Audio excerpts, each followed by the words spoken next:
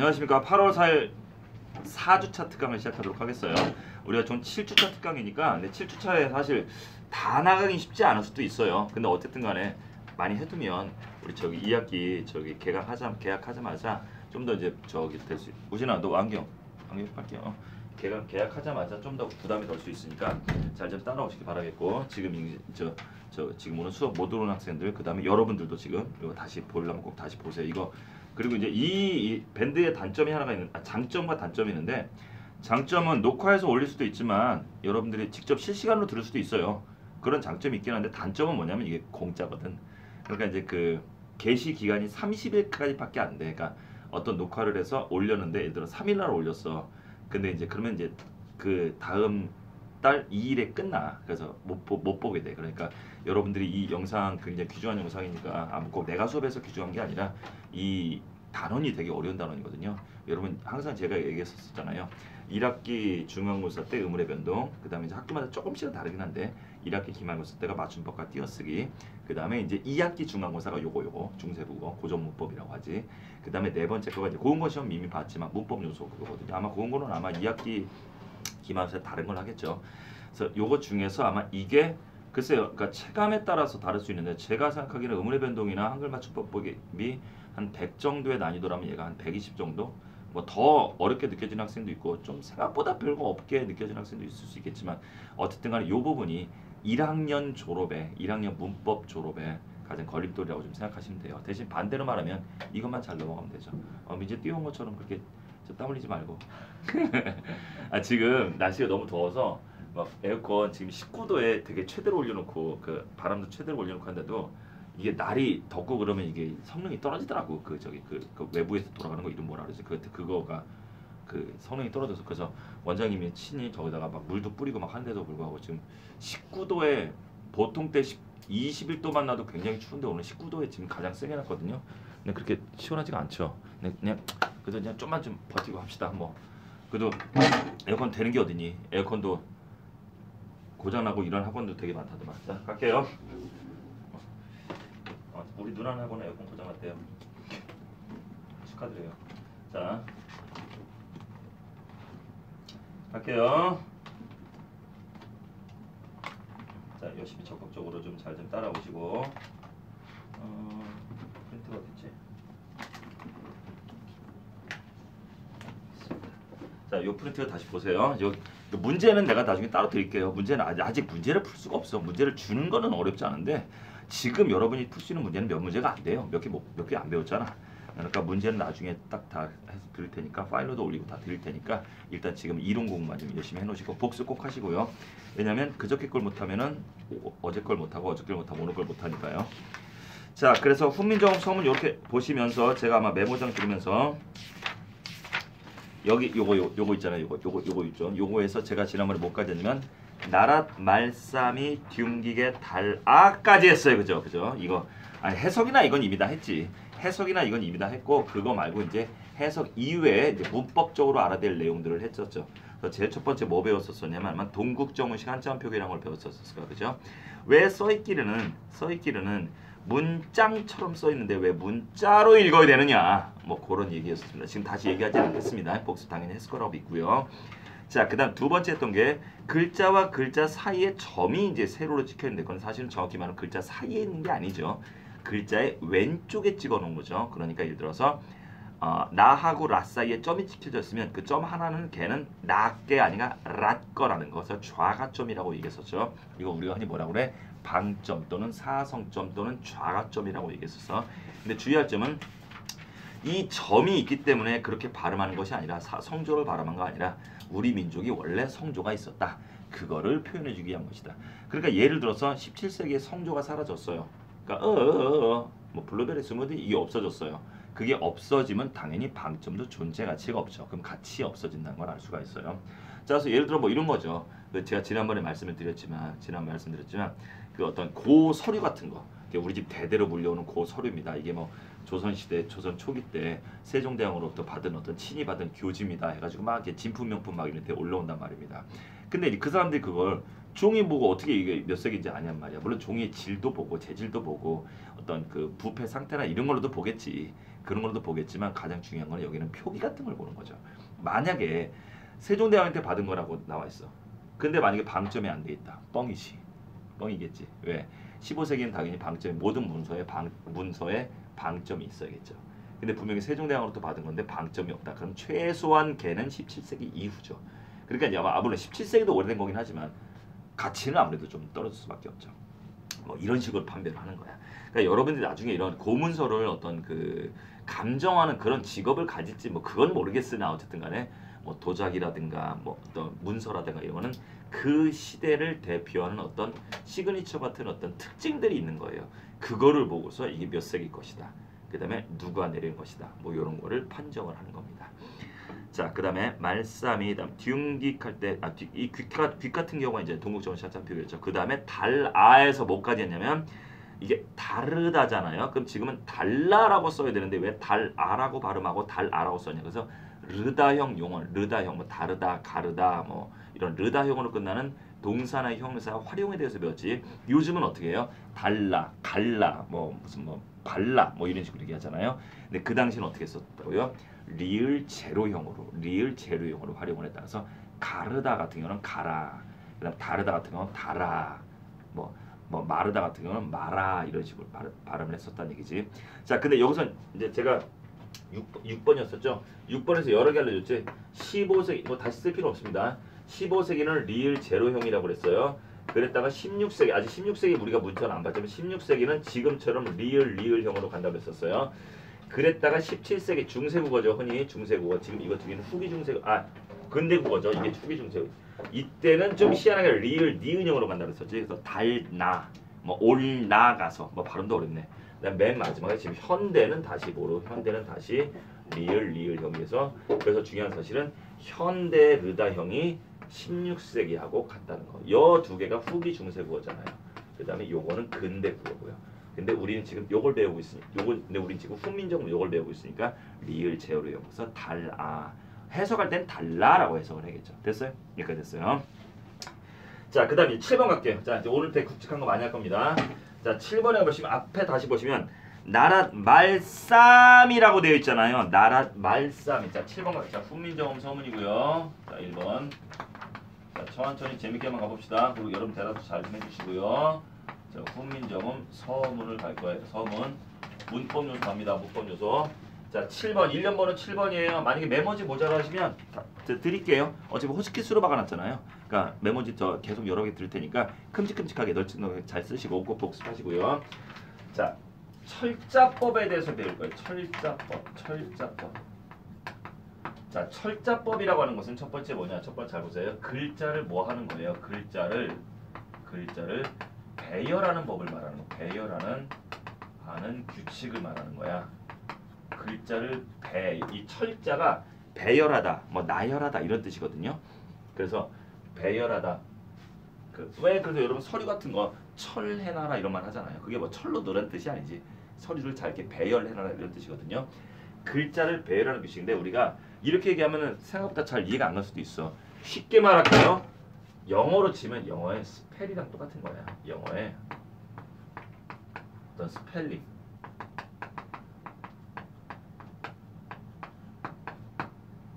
뭐 똑같다고 볼 수 없지만 스펠이란 말이 글자를 철저한다는 뜻이거든요. 그래서 영어의 스펠링 얘기하는 거예요. 자, 철자법에는요. 이거를 제가 좀 여기에다 한 것만 하지 않고 좀 어렵게 알려줄게. 봐봐봐. 어렵게가 아니라 깊게 알려줄게. 첫 번째, 나랏 말싸미 한번 가볼래? 얘들아 이거 한번 봐봐. 자, 선생님 글씨 막 쓰는 건 안 써도 되죠? 나랏 말싸미 같은 거 볼게. 말싸미가 이렇게 돼 있단 말이야. 요 구조 분석을 먼저 한번 해볼게. 이거 구조 분석은 이제 많이 덥니? 저기 너 뛰어왔구나.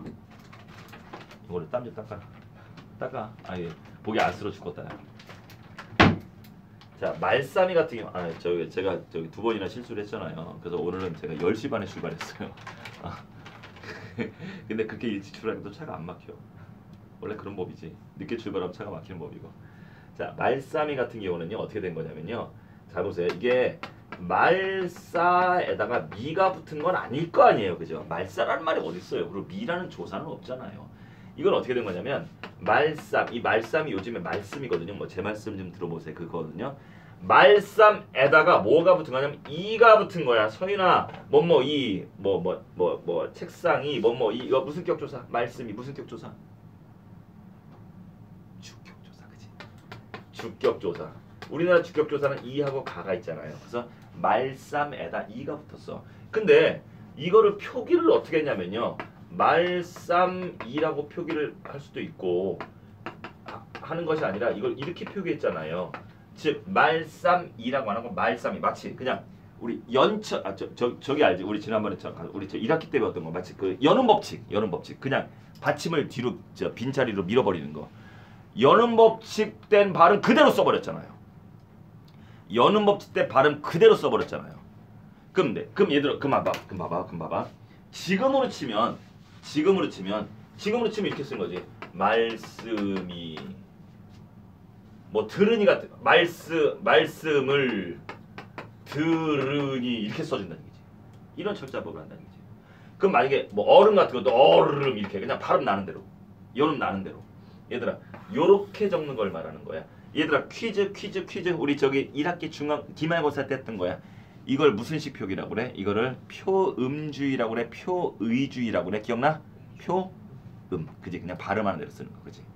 그래서 우리나라의 그 한글 맞춤법 제 1조 1항 기억나시죠? 1조 1항 발음 나는 대로 소리 나는 대로 적되 어법에 맞게 쓴다는 얘기가 이제 이렇게 쓴 거잖아. 이렇게 쓴 걸 원칙으로 한다. 그 얘기야. 근데 그러면 그 당시에는 이게 원칙이었어. 물론 지금도 이게 원칙이긴 하지. 예외가 많긴 하지만. 자, 그래서 이걸 써드리도록 할게요. 첫 번째 뭘 한번 해볼 거냐면요. 자, 이거 예를 총 몇 개가 있냐면 글자를 배열한 규칙이고요. 자, 보세요. 이거 1번이라고 쓸게. 그다음 2번 현대국어에 이르기까지 현대국어까지 포함해서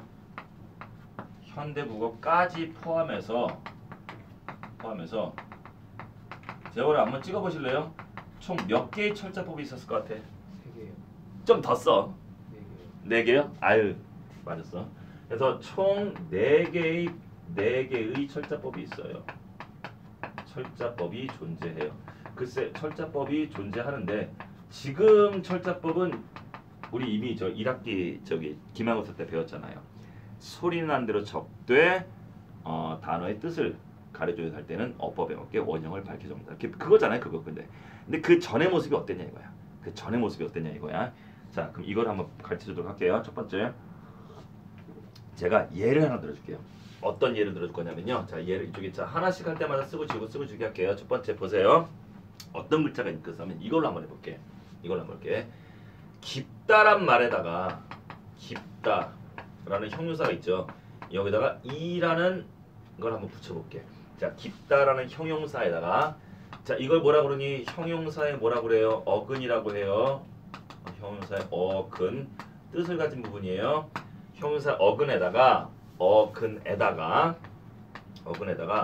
자 요걸 뭐라 그래? 뭐 부사로도 만들긴 하지만 뭐 물의 깊이, 어머님 사랑의 깊이를 알고 싶다. 명사로 만들어주는 거지.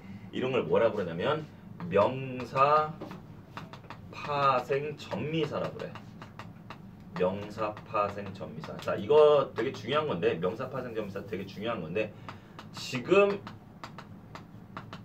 이거 할 때 그렇게 중요하진 않아. 지금 이거 할 때는 자 명사 파생 전미사라는 건 말 그대로 민재야 무슨 뜻이야? 명사 파생 전미사라고 하는 것은 명사인 것을 명사가 아닌 것을 아닌 걸 명사로 만들어주는 전미사라는 뜻이야. 왜? 재원아 길다란 말을 명사로 만들어줘봐. 길다. 길이. 재율아 넓다라는 형용사를 명사로 만들어줘봐. 넓이, 그치? 그 다음에 예를 들어서 무슨 그 다음 또 뭐 있어? 또 이 만들어준 거 여러 가지 이 만들어준 거 많지 않니? 기억나는 게 없네. 하여튼 어쨌든 간에 이가 가장 대표적으로 뭐예요? 명사로 만들어주는 전미사라고 그래. 근데 이거 되게 중요한 건데 지금은 그렇게 중요하진 않아. 그러니까 어쨌든 간에 깊다에다가 이를 넣어서 우리가 깊이라는 말을 만들어 볼 거야. 만들어 볼 거야. 자, 이거의 표기법이 총 몇 가지가 있냐면 첫 번째 잘 보세요. 자, 1번은 어떻게 주는 거냐면요. 1번은 이렇게 주는 거야. 1번 잘 들어보세요. 1번은 깊이라고 표기를 해주는 거예요. 이렇게 깊이. 얘들아, 그럼 뭐 흔히 해서 이거 뭐 하는 거니? 그냥 뭐 나는 대로 그냥 발음 나는 대로 표기를 해주는 거지. 이건 뭐 해주는 거야? 이거는 발음 나는 대로 그냥 표기를 해주는 거예요. 발음이라고 하면 소리 나는 대로라고 하자. 우리 저 1학기 중학 기말 때 그렇게 배웠으니까 그냥 소리 나는 대로 그대로 철자를 해주는 것. 대로 그대로 철자. 아, 철자한다는 말 자체가 저기야. 글자를 배열한다는 뜻이야. 그 다음에 이렇게 하는 방법도 있고 또 어떻게 하는 방법도 있을까요? 어떻게 하는 방법도 있냐면 지금처럼 이렇게 하는 방법도 있을 거야. 깊이 이렇게 써주는 방법도 있죠. 얘들아, 이렇게 써주면 어떻게 되는 거니? 뜻을 밝혀 적는 거지, 그치? 이렇게 적어줘야 확실히 뭔가 깊다란 뜻에서 나온 말이라는 게 눈에 더 보이잖아요. 그럼 이건 뭐 하는 거예요? 의미를 밝혀 철자해 주는 거죠. 여기까지는 우리 저기 때 배운 거라고. 의미를 밝혀 철자해 주는 거예요. 하윤이도 이거 기억나시죠? 이거 여러분 저기 고흥고등학교 기말고사 범위였잖아요. 그래서 이렇게 그러니까 그럼 봐봐. 소리는 대로 철자 중에 우리가 흔히 얘기하는 뭐예요? 표음주의가 되겠죠. 요거는 표의주의가 되겠지. 얘들아, 그럼 이거의 장점은 뭐니? 표기가 확실히 쉽죠. 이거의 장점은 뭐예요? 의미가 딱 눈에 보이죠. 그러면 반대로 이거의 장점은 이거의 단점이지. 이거의 단점은 뭐예요? 딱 보는 순간 딱 뜻이 확 안 들어오지. 물론 한국 사람이 들어오겠지만 외국인 같은 경우는 귀에다 피가 붙은 것처럼 보이잖아요. 이거의 장점은 이거의 단점 뭐예요? 철자법이 좀 어려워지죠. 왜? 소리 난 대로 안 쓰고 한마디로 뭐예요? 소리와 표기가 다르니까 맞춤법이 어려워지는 거죠. 그건 알겠어. 그런데 이거 두 개만 있는 게 아니야. 지금 이거 현대는 이거 두 개만 있지. 두 개가 더 있었어. 두 개가 더 있었어. 세 번째가 뭐냐면요. 잘 봐. 좀 골 때린 게 있다. 어떻게 써주냐면 이렇게 써줘. 깊 이렇게 써주고요. 선생님 그러면 이거는 똑같네요. 아니 여기 에 피입을 하나 덜어줘. 원래 없는 거잖아. 그럼 이건 마치고 깊다다가 전미사로 피가 붙은 것처럼 보이는 거죠. 이런 걸 뭐라고 하는 거냐면요. 받침자음을 한 번 더 써주는 거야. 자음을 그 다음 형태소의 초성에다가 빈자리에 다시 써주는 거야. 그러니까 좀 약간 강조하는 느낌이지. 깊이 막 이런 느낌이지. 받침자음을 한 번 더 써주는 거예요. 한 번 더 철자하는 거예요. 자, 그 다음에 잘 들어. 이거 이런 거 있구나. 그래서 4번에 뭐가 있냐면요. 잘 보세요. 4번에 뭐가 있냐면 이거 재밌어. 얘들아, 여기서 우리 의문론적 규칙을 하면 의문론적 어떤 그 원칙을 한번 봐볼래요? 피읍이라는 소리는요. 얘들아, 이거 거센 소리 되잖아. 이거 다시 분리해 볼래? 피읍은 뭐와 뭐의 결합이야? 피읍은 뭐와 뭐의 결합이야? 얘들아, 이거 기억나? 예전에 우리 저 의문의 변동할 때 비, 가, 주, 덜에다가 뭘 붙이면 히읗 넣어주면 뭐가 된다 그랬어? 히읗 넣어주면 뭐가 된다 그랬어? 피, 카, 추, 털이 되는 거잖아. 그지? 그럼 이거를 오히려 역으로 반대로 가는 거야. 그래서 피읍을 다시 분해하는 거야. 뭐와 뭐로 분해를 해버리는 거야. 비읍과 히읗으로 분해해서 이걸 어떻게 써주냐면 잘 들어봐봐. 이거를 깊, 히 이렇게 써주는 거예요. 얘들아, 깊, 히 이거 얘들아 나 볼래? 이거 나랑 발음 한번 해보자. 깊, 히 시작. 이렇게 하면 이렇게 되는데 이걸 좀 빨리 발음해봐. 해봐. 똑같아. 그지? 빨리 발음하면 어쩔 수 없이 거센 소리 되기로 발음할 수밖에 없으니까. 그럼 이건 어떻게 해준 거니? 거센 소리를 뭐 해주는 거야? 거센 소리는 두 개 소리가 축약된 거잖아. 축약된 거센 소리를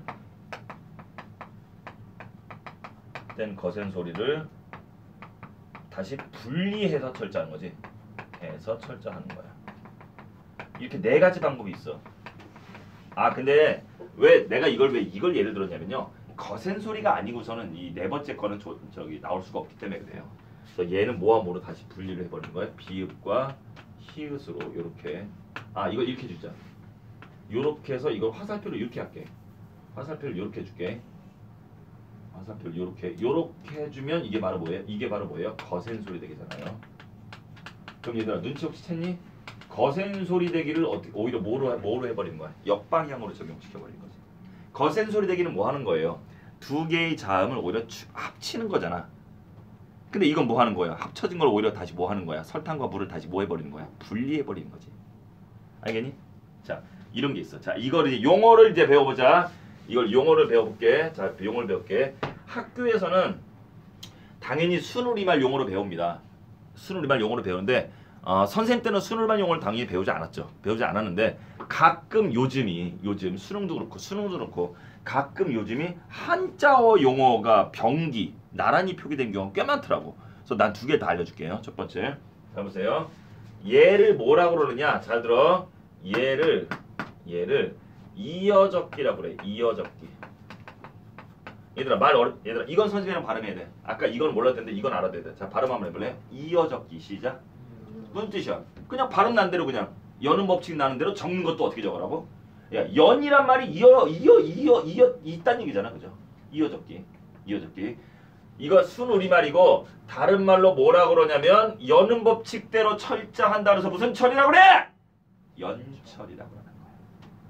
연달아서. 아니 여는 법칙이란 말이 연달아 발음한다는 얘기고 연철은 연달아 철자한다는 얘기잖아.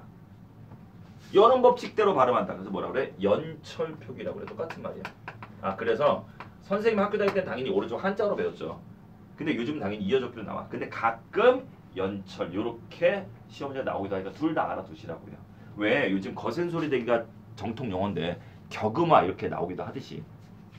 자, 그 다음에 이건 뭐라 그러느냐? 얘들아 이 용어 알아둬야 돼. 이건 뭐냐? 의미와 어때? 형태소별로 딱 뭐 한다? 기능을 딱 뭐 한다? 분리해서 적는다. 뭐라 그럴 것 같아? 분리해서 적는다. 뭐라 그럴 것 같아? 분철. 또는 끊어적기라고 그래. 끊어적기. 얘들아 별로 어려운 말 아니지?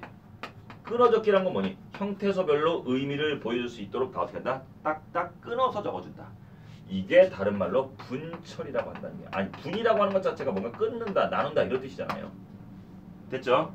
자, 그 다음에 세 번째. 이게 좀 이거 세 번째서부터 아주 골 때리지. 이걸 뭐라 그러느냐? 썼던 거를 한 번 더 철저한다 그래서 뭐라 그래? 거듭적기라고 그래. 거듭적기. 자, 선생님 이건 발음합시다. 거듭적기 시작. 거듭이란 말 뭐 여러 번이나 뜻이잖아요, 그죠? 이거를 한자로 뭐라고 그러냐면 중철이라고 그래. 중철. 그러면 제유라 이 중철이는 이어서 중은요 무겁다는 뜻이겠어요? 중복기란 뜻이겠어요? 중복해서 한 번 더 쓴. 중복이라고 두 번이란 게. 요게 좀 어려워. 요게 어려워. 이거는 용어 하나밖에 없어. 이건 순우리말 용어가 없어. 이걸 뭐라 그러느냐? 잘 들어. 제음소화라고 해. 자, 이거 용어가 좀 어려워. 근데 제음소화는 시험지 잘 안 나오기도 하는데 예전에 정말 많이 났어. 자, 발음 한번 해봅시다. 이거 제음 네 글자로 해서 제음 소화가 아니고 제음소화.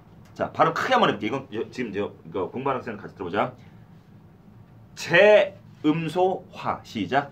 제음소화 한 번만 더. 제음소화 시작. 제음소화. 자, 제란 말은 우진아. 제란 말은 무슨 뜻이야? 제란 말은 무슨 뜻이야? 뭐 재수. 뭐 재수 니네가 하면 안 되는 거 그 얘기는 안 할게. 얘들아 뭐 재차. 야, 재차 그런 짓을 하니? 다시란 뜻이잖아요. 다시. 뭐 얘들아 공사가 재개되었다. 다시 한다는 얘기야. 음소란 건 뭐냐면 가장 작은 소리의 단위를 말하는 거야.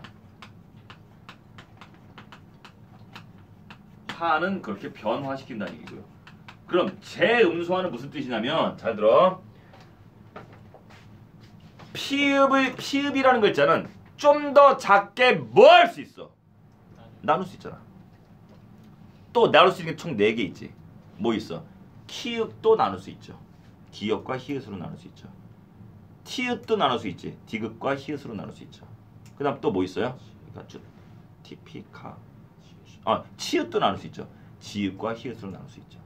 그러니까 근데 얘들아 여기서 눈치채니? 제음소화는 그러니까 모일 때만 가능하니 받침이 모일 때만 가능해. 얘는 피카츄털일 때만 가능하지. 그러니까 기본적으로 3개야. 그래서 단위로 다시 가장 소리 작은 단위로 쪼갠다는 뜻이야. 그래서 그래서 이 제음소화 있잖아요. 그래서 이 제음소화 얘는 뭐에만 가능하다. 제음소화 얘는 뭐에만 가능해.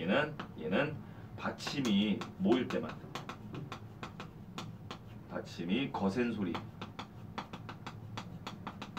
4개 일 때만 적용할 수 있는 필자법이에요. 일 때만. 그래서 뭐 있어요? 받침이 피읍, 그 다음에 키읔, 그 다음에 치읓, 티읕 일 때만 가능하지. 왜 나머지 소리는 두 개로 분리할 수가 없잖아요. 자, 그래서 이 네 개 철자법이 있는 거야. 자, 뭐가 있다고요? 이어적기. 일단은 한글 용어로 알아두는 게 좀 더 좋습니다. 근데 한자 용어도 알아두세요. 근데 이제 제음소 같은 경우는 한글 용어가 없죠. 고유어 용어가 없죠. 이어적기 연철, 끊어적기 분철, 거듭적기 중철, 제음소와 근데 그 네 가지가 있단 말이지. 자, 그런데 요게 세 개가 일반적인 것이고, 요거 세 개가 일반적인 것이고, 요거 세 개가 일반적인 방법이고, 얘는 뭐일 때만 가능하다고? 받침이 이거일 때만 가능하지. 근데 얘들아, 여러분들 그래서 요즘 가끔 말할 때 장난치는 거 있지 않니? 얘들아, 오빠 같은 것도 오빠 이거를 왜 인터넷에서 가끔 오파 이렇게 적어준 거 있잖아요. 요게 제음수와 장난치는 거예요. 이런 거 혹시 안 해봤니? 이런 거 어떻게 할래? 이것도 한번 해볼래? 어이쿠 채팅할 때 이런 거 가끔 하는데 어이쿠 이거 키읔을 모아 뭐로 나누는 거니? 기역과 히읗으로 나눠서 이거 어떻게 적어준 거니? 이거 어떻게 적어? 이후 이렇게 적어주는 거지. 그래서 왜 덕후 같은 것도 그러니까 일본말로 덕후를 이거 뭐라 덕후 이렇게 적어주는 거잖아. 얘들 덕후란 말이 어성한 말인지 너네 아니 근데 그 원어는 알아? 얘들 덕후가 뭐야? 뭔가 이렇게 뭐 집착하고 이런 사람 덕후라고 얘기하잖아. 덕후라고 말하잖아. 그게 원래 무슨 뜻이냐면 이게 참 언어가 참 정말 생명력 있다는 걸 난 또 이 단어를 뭣도 아는데 이게 뭐냐면 덕후가 뭐냐면 한자 다 기억이 이게 하나밖에 없나? 아씨 이게 하나 더 있나? 한자 잘 기억이 안 나요. 이게 집택자야. 집택자. 왜 주택할 때 이게 지금 한자가 좀 약간 틀린 것 같아. 약간 하여튼 집택자야. 그래서 일본말로 뭐냐면 일본말로 이걸 뭐라고 그러냐면 오타쿠라고 얘기를 해. 이 택을 타쿠 이렇게 발음하거든요. 걔네들은. 그럼 오는 이제 약간 접두사 같은 거야. 접두사 같은 거고. 그럼 오타쿠가 무슨 뜻이냐면 항상 뭔가 하려고 밖에 나가지도 않고. 그러니까 소셜한 행동, 그러니까 사회적인 행동 전혀 안 하고 그냥 집에서 뭐 장난감이나 만들고 그냥 애니메이션이나 보고 집에서 뭐 이렇게 마루니 인형이나 만들고. 그러니까 집에서 절대 뭐 하지 않고 나가지 않고 사회성 전혀 없는 애들이 그냥 지 좋아하는 취미만 그냥 집 방 안에서 나오지도 않고 그러니까 집 안에서 나오지도 않고 그래서 그렇게 할 때 일본 말을 걸어 오타쿠라고 얘기를 하는 거야. 오타쿠 그러니까 뜻은 무슨 뜻이야? 집돌이 약간 이런 느낌이지. 집돌이 우리말로 하면. 근데 집돌이가 나쁜 뜻은 아닌데 보통 사람들은 이제 집에서 뭐 다른 좋은 일 할 수 있잖아. 근데 이제 주로 집에서 자꾸 막 이렇게 전혀 사회적인 관계 맺으려고 하진 않고 친구와도 관련 맺으려고 하지 않고 심지어 가족하고도 얘기 잘 안 하고 밖에 전혀 나가지 않고 그냥 오로지 자기만의 세계에서 자기만의 취미만 가지고 막 사진이나 모으고 맨날 그것만 하는 애들. 그걸 그 집돌이란 이름으로 일본말로 오타쿠라고 하는 거야. 오타쿠. 근데 거기서 이 오타쿠란 말을 오타쿠잖아. 오타쿠라고 한단 말이야. 그랬을 때 이 오는 빼버린 오는 약간 저기야 그 접두사 같은 느낌이야. 이걸 빼버리고 이 타쿠를 한자식으로 덕후라고 이렇게 얘기를 한 거야. 우리가 이제 이런 식으로 받아들인 거야. 덕후. 왜 외국말이나 이런 걸 우리식으로 일을 많이 바꾸잖아요. 옛날 뭐 히딩크 감독 같은 경우도 뭐 히동구 뭐 이렇게 우리식으로 이제 바꾸듯이 이렇게 바꾸듯이 그래서 덕후란 말을 바꾼 거야. 거기서 그러니까 사실은 이건 뭐예요? 한자도 아니고 진짜 아무것도 아닌 말이지. 그냥 근데 거기서 이걸 또 빼버려. 그래서 여기에 덕질한다 이런 식으로 된 거지. 그래서 질하게 되면 무슨 장난질 뭐 회방질 뭐 무슨 질하 뭐만한 행동이라는 뜻이잖아요. 그래서 덕질한단 말이 뭐예요? 뭔가 이렇게 뭐 하나 빠져서 그냥 매니아 짓 하는 걸 덕질한다고 얘기하고. 그래서 어떤 가수한테 가수 빠져 맨날 가수 뭐 이렇게 콘서트 다니고 뭐 하는 걸 덕질한다라고 얘기하고. 그랬다가 또 어떤 말까지 나오니 드디어 여기 한자까지 결합해서 그 가수가 싫어지거나 그 스포츠 선수가 싫어지거나 해서 갑자기 안티가 돼버리거나 안 하는 거. 그래서 여기서 또 뭐 해버려? 벗을 탈자 써서 탈덕했다라는 말까지 나오니까 탈덕이란 말은 정말 국적불명의 말이죠. 일본어를 우리식으로 바꾼 거에다가 한자어 붙은 거잖아요. 그래서 일본어 오타쿠란 말에서 이런 말까지 나온 거야. 그럼 얘들아 내가 이걸 지금 일본어를 얘기하고 싶었던 게 아니야. 이게 뭐야? 타쿠에서 이걸 어떻게 써준 거야? 덕 이거를 기억을 넣어주고 후 이게 제음수라는 거지. 그럼 어떻게 되겠어? 키읔은 모함으로 나누겠어. 앞에 받침 기역 주고 뒤에 히읗 주고. 치읓은 앞에 받침 지읒을 해주고 히읗을 해주고. 그래서 얘기하자면 이런 식이야. 잘 봐봐. 잘 봐봐. 잘 봐봐. 이거 한번 읽어볼래? 자 봐.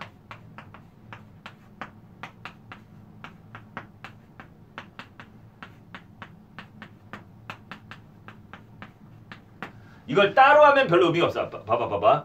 픽, 핫, 슛 허리잖아. 그지? 이걸 빨리 한번 해볼래? 그냥 대한민국 사람 빨리 한번 해볼래? 이게 피카츄 털이 되는 거야. 얘들아 그럼 이거 어떻게 한 거지?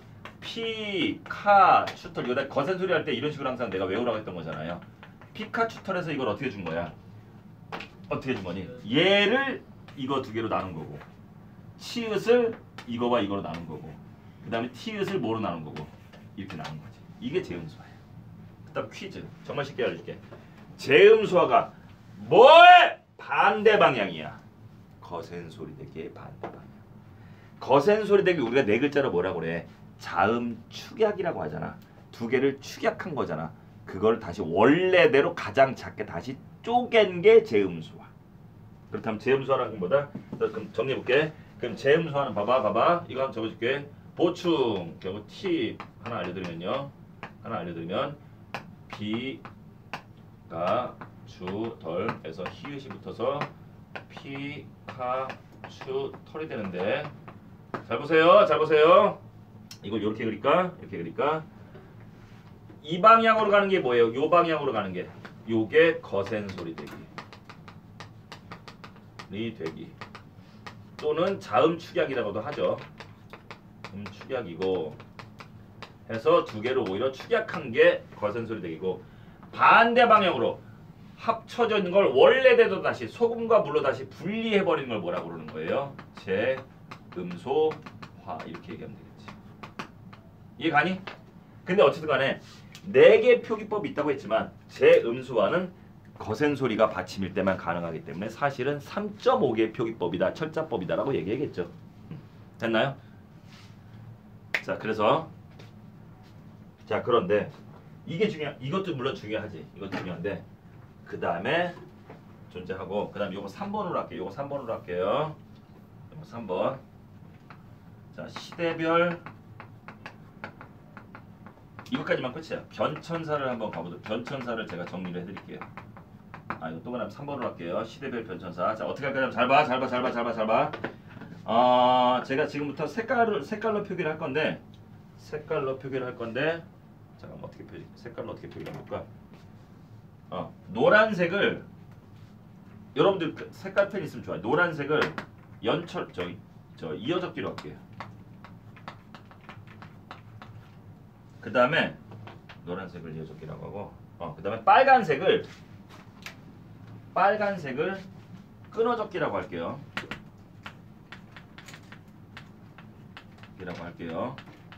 그 다음에 파란색을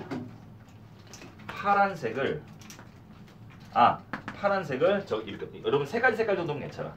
파란색을 거듭적기하고 그 다음 재음소화를 같이 놓을게요. 왜냐면 그럴 수밖에 없는 이유가 뭐냐면 거듭적기하고 재음소화도 물론 분리를 해야겠지. 근데 역사적으로 변천사를 봤을 때 재음소하고 거듭적기는 잠깐 나왔다 거의 동시에 나왔다 거의 동시에 사라진 거야. 그래서 두 개를 따로 구분할 필요는 없어. 그러니까 두 개가 구분할 필요 없다는 게 개념을 구분할 필요 없다는 게 아니라 개념은 구분하되 시대사까지를 굳이 거기까지 구분 안 해도 된다고. 자, 그럼 이렇게 그려줄게. 제가 어떻게 그려줄까? 잘 들어봐봐. 잘 봐봐.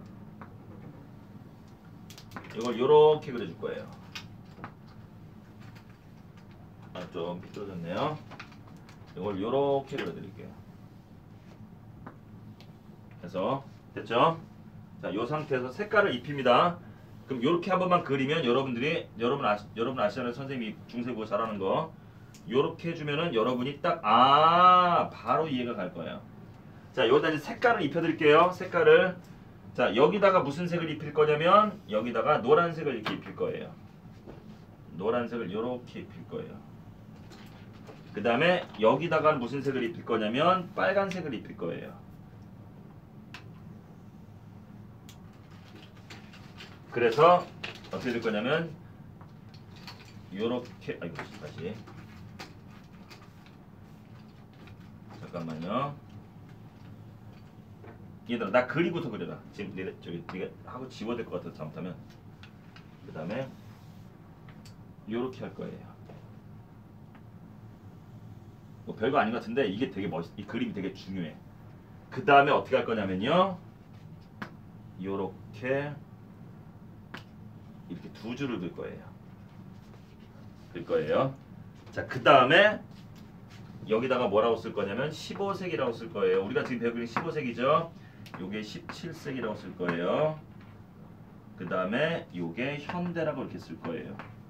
재원아, 이거 이 도표라고 해야 되나? 그래프라고 해야 되냐? 요거 이해 가니 지금? 이거 얘 해석 되겠어? 해석 안 되겠어? 그 많이 쓰는 거. 아, 봐봐 이거 해석 되겠니? 봐봐 이걸 있잖아. 아, 이거 선생님이 이렇게 하는 거를 하고 나서 내가 진짜 엄청나게 놀라운 발견, 거의 노벨상에 필적할 만한 내가 필기를 가르쳤다고 해서 내가 정말 나도 되게 좋아한 적이 있었는데 잘 봐봐.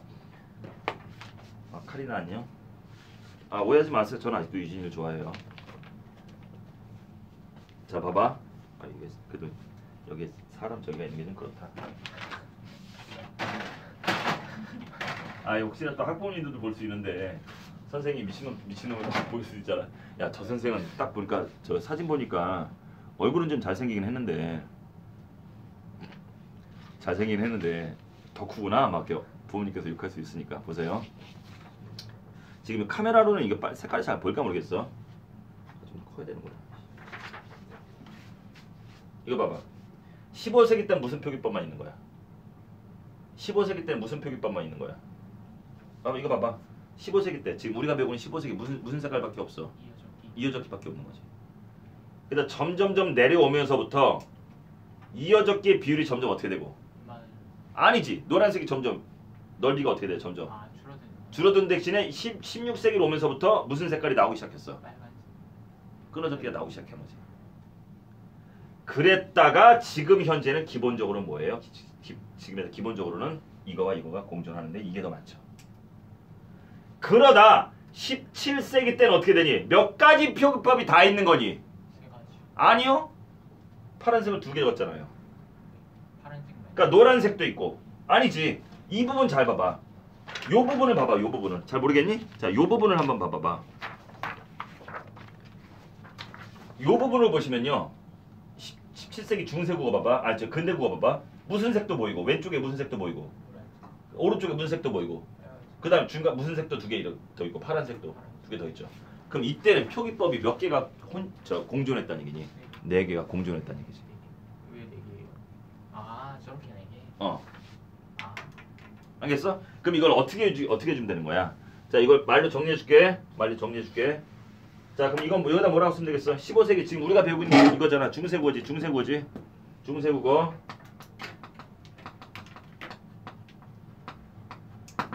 아, 이거 색깔 이렇게 써줄게. 이걸 정리해 볼게. 이거 이해 가냐? 그러니까 중세국어 때는 후기 중세국어 때는 오운이 뭐밖에 없다는 거야. 15세기 중세국어 때 15세기 중세국어 이렇게 15세기라고 적겠지. 15세기 중세국어는 오운이 뭐밖에 없다고요? 노란색밖에 없잖아요. 오운이 이어적기밖에 없다고요. 얘밖에 없어. 그다가 16세기로 가볼게요. 16세기 중세국어로 가면서부터는 16세기도 중세국어지. 국어는 이어적기에다가 뭐가 출현했어? 이어적기에다가 끊어적기가 슬슬 뭐하기 시작해? 끊어적기가 출현했지. 아직은 근데 어때요? 이 16세기 이 넓이를 봐보세요. 아직은 70% 이상 이어적기죠. 그러니까 끊어적기가 지금 나오는 시기지. 그러다가 17세기 요 파란색이 2줄이 있는 거야. 파란색 하나는 걷어들이고 하나는 제음소화야. 아, 그럼 이것도 이렇게 해줄까? 제음소화도 파란색으로 해줄게. 이렇게 똑같이 파란색. 2개는 이제 잠깐 나타났다 사라진 거니까. 17세기 근대국어에서 뭐라고 해야 돼요? 근대국어는 4가지 표기법이 4가지 철자법이 뭐 했다고요? 철자법이 공존했다는 거고요. 그랬다가 그랬다가 18세기, 19세기 와서 19세기 이후에 와서 19세기 19세기 근대 후에 와서는 18세기, 19세기 후에 와서는 뭐는 어떻게 돼? 뭐하고 뭐는 없어졌어. 거듭적기 제염사는 없어지고 거듭적기 제염사는 없어지고 이 끊어적기의 확대. 이건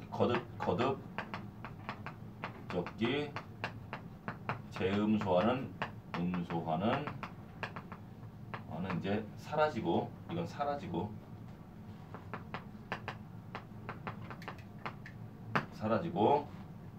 이어적기와 그리고 끊어적기의 확대. 이어적기는 점점 줄어들고 이어적기 감소, 끊어적기 확대. 그러다가 이제 지금 현대에 와서는 물론 저 이어적기가 당연히 저 원칙이긴 하지만 현대 와서는 의미를 살리기 위해서는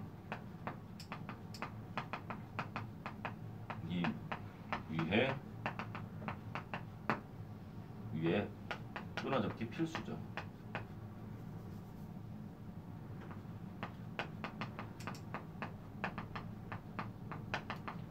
이렇게. 이거 무슨 말인지 이해 가니? 말이 좀 길게 써있네. 다시 봐봐. 깊이란 말을 우리가 말로는 당연히 깊이라고 발음을 하겠지. 발음은 당연히 우리가 이 깊 플러스 2를 발음을 하면 당연히 깊이로 발음할 수밖에 없지. 이런 법칙으로. 발음은 이거 알고 파이널 발음은 이렇게 할 수밖에 없지.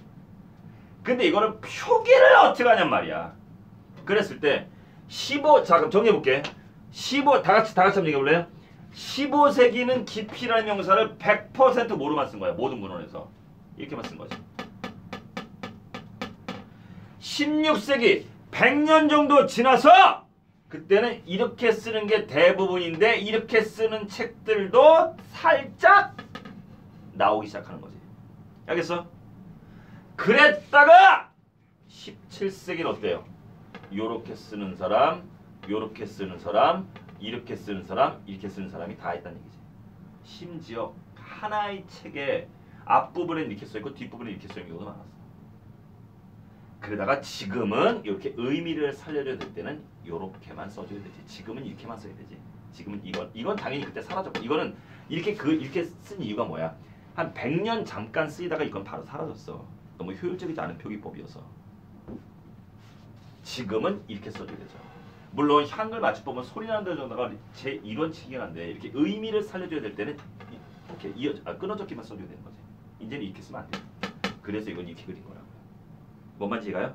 자 그럼 전체적으로 이 역삼각형 노란색 보세요. 끊어적기는 점점점 뭐해가는 식이고요. 점점 줄어가는 식이고. 그 다음 16세기에 이어적기는 줄어가는 식이고. 빨간색. 빨간색은 그럼 이걸 이렇게 되겠구나. 이렇게 되겠지, 그치? 그 다음에 그러면 끊어적기는 처음 출현하기 16세기 출현하기 15세기 없다가 출현하기 시작해서 지금은 전면적으로 확대가 된 거고 17세기에는 네 가지 표기법이 같이 존재하는 그런 혼란기였다. 근데 여기서 중요한 사실 이것만 얘기하고 좀만 쉬었다 할게요. 얘들아 그래서 우리가 원칙적인 걸 한번 생각을 해보자. 다 같이 한번 얘기 한번 해볼래? 하나의 단어에 대해서 표기법이 많다는 거는 철자법이 많다는 거는 좋은 현상이에요? 나쁜 현상이에요? 나쁜 현상이죠. 이건 예를 들어서 어떤 하나의 현상에 대해서 표현할 수 있는 어휘가 많은 건 되게 좋은 거죠. 그 나라의 어떤 어휘력이 풍부한 거죠. 근데 그게 아니라 똑같은 발음 나는 것을 어떤 사람은 이렇게 쓰고 어떤 사람은 이렇게 쓰고 어떤 사람은 이렇게 쓰고 어떤 사람은 이렇게 써봐봐. 이게 나라야? 그래. 이렇게 생각하면 잘 알아나올 수 있는데. 자, 영어로 한번 얘기해볼까? 너네들이 그렇게 리스펙 맞이하는 영어 단어로 사과라는 단어가 있어. 이거를 어떤 놈은 이렇게 쓰고 어떤 놈은 이렇게 쓰고 어떤 놈은 이렇게 쓰고 어떤 놈은 이렇게 쓴다고 생각해봐. 이게 나라야? 그럼 특히 언제가 17세기가 가장 혼란스러운 거죠. 그러니까 17세기는 이런 새끼들이 다 존재했다는 얘기지. 마이클은 이렇게 쓰고 스미스는 이렇게 쓰고 존스는 이렇게 쓰고 그 다음에 토마스는 이렇게 쓰는 거지. 심지어 토마스라는 사람이 쓴 한 책의 앞에 부분이 이렇게 났다 뒤에 이렇게 났다 이렇게 되지. 그럼 이건 나라가 아닌 거죠. 그럼 이때는 사실 가장 뭐라고 해야 되는 거니? 이때는 다양성이 아니지. 무슨 기 다양화된 시기라고 쓰는 게 아니라 혼란기라고 써야 돼요. 그래서 이때는 가장 혼란기다. 안 좋은 거다. 하나의 단어에 대해서 발음은 다 깊이죠. 표기법이 4개나 있다는 것은 마치 사과라는 애플이라는 하나의 사물을 철자하는 방법이 4가지나 있다는 뜻이니까 이건 좋은 게 아니죠. 알겠죠? 근데 지금 이제 당연히 정착을 했지. 지금 이제 소리 나는 대로 적대 어법에 맞게 쓴다라고 완전히 정착이 됐죠. 근데 이렇게 한글 맞춤법 정착된 게 언제가 또 바뀔 수도 있겠지만 바뀔 일은 없을 것 같고 뭐 다시 뭐 설마 다시 재영수가 이걸로 돌아가겠니? 그러니까 여러분들이 근데 요즘 돌아갔다고 하긴 뭐하지만 이 재영수 같은 거는 요즘 애들이 어이쿠 뭐 덕후 이런 것처럼 약간 장난칠 때 가끔 이용을 해먹죠. 그럼 그게 사실은 뭐예요? 그 이 재음수와의 어떤 변형형 장난이라는 거지. 알겠니? 그게 근본이 다 있는 장난이야. 자, 지금 양이 좀 많은데 하나마다 이렇게 하나씩 제가 굵직굵직하게 알려드리잖아요, 그죠? 자, 그럼 철자법 뭔 말인지 이해 갔어요? 그럼 얘들아, 지금 훈민정음 원문 한번 봐봐. 훈민정음 원문 봐봐. 훈민정음 원문은 그럼 내가 서 질문 하나 던질게요. 요것만 쉬었다 할게. 훈민정음 원문 봐봐. 나랏 말싸미 증기계 달아 문자와로 서로 사마디하는 이런 전 어린백 미루고저 홀빼 마참내 예. 제 뜻을 얘들아 이런 식으로 다 무슨 표기법이 전부 다 무슨 표기법만 돼 있어. 전부 다 이어적기만 돼 있지. 근데 여기서 하나 질문이 있을까? There is one question. 선생님 잘 들어봐봐. 균기에 한번 괄호 한번 쳐볼래요? 선생님! 당신 거짓말했는데요? 이것도 균귀개! 라고 해야 되지 않겠냐 그죠? 중국에다가 에라고 하는 비교 부사격 조사가 있으니까. 근데 에는 초성이 비어있으니까 당연히 연음법칙으로 발음하고 균귀개니까 연음법칙대로 써주는 연철 이어적기에서 균귀개라고 써야 되잖아. 근데 그렇게 안 썼잖아.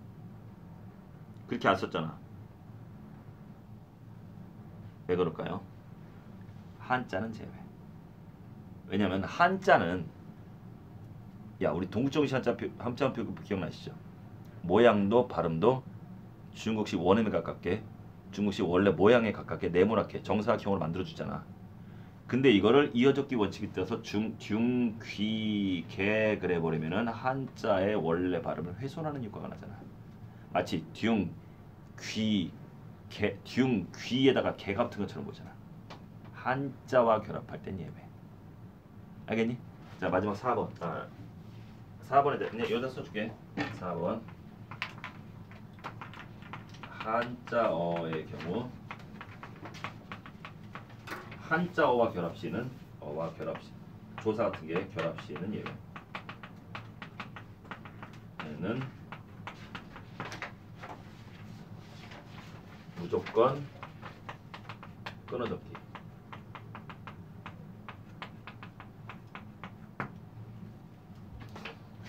아니 생각해보세요. 한자의 모양과 발음도 웬만하면 똑같이 맞춰주고 똑같은 모양과 똑같은 발음으로 하려고까지 그렇게 엄청나게 노력을 했는데 듀귀에다가 에라고 하는 초성이 없는 조사가 붙었을 때 듀귀개 그러면 귀기 아니라 귀처럼 보이잖아. 그럼 당연히 한자를 훼손한 일이니까. 그러니까 한자와 결합하고 한자어에다가 그 다음에 이제 앞에 초성이 없는 조사 같은 게 붙었을 때는 예외. 그때 무조건 끊어줄게. 알겠니?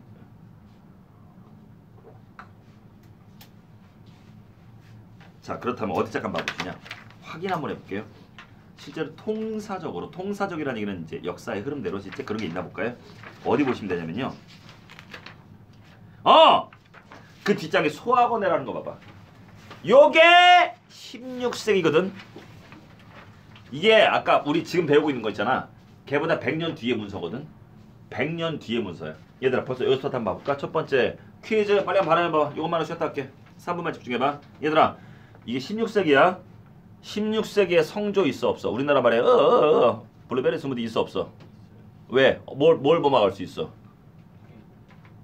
그 이 두 가지 이름 뭐야? 그 이름 뭐라 그래? 방점. 방점에 아직 있다는 거는 성조가 남아 있다는 얘기죠. 자, 일단 잘 봐봐. 퀴즈 집중해봐.